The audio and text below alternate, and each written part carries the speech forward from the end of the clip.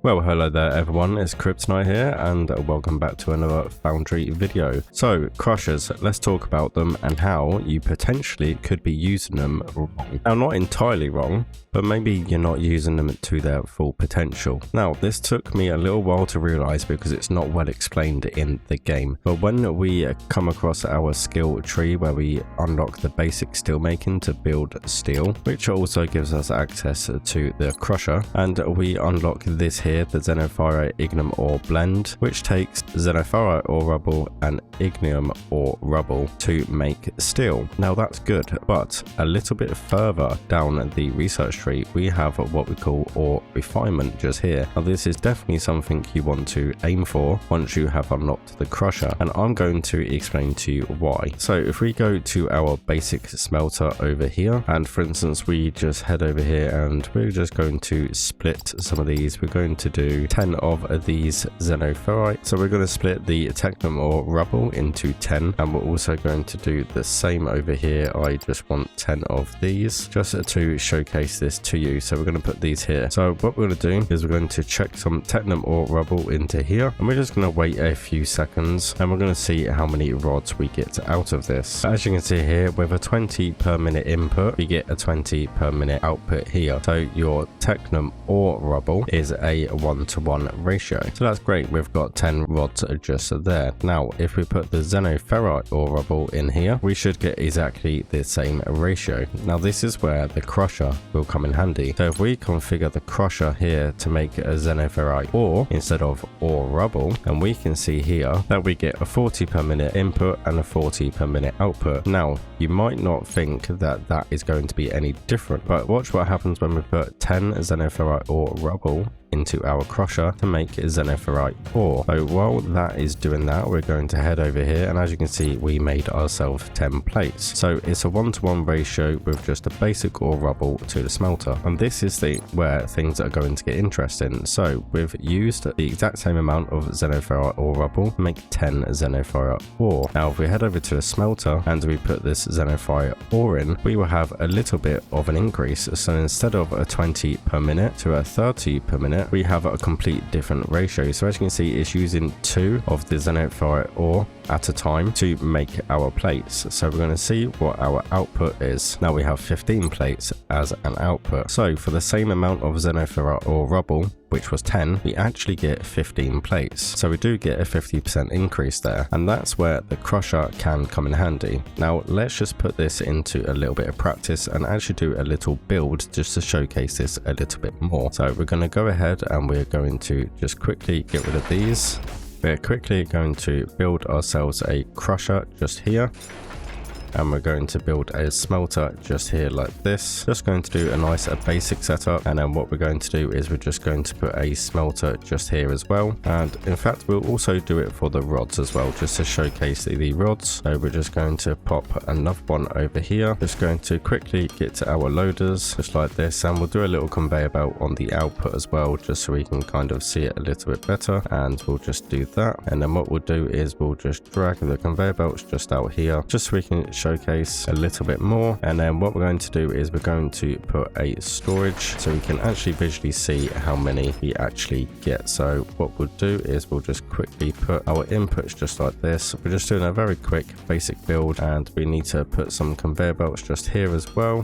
We need to make this one an input. We also need to make this one an input, and we're just going to quickly put our conveyor belt like this. And we're just going to head over to this crusher, and we're going to do technum ore. This one over here we're going to do xenofferite ore, and that one is just going to be standard. In fact, just for argument purposes, we will quickly build another one just over here for the technum. It's always fair if we put both of the ores into our testing. That only makes it fair. And then we're going to put another one over there.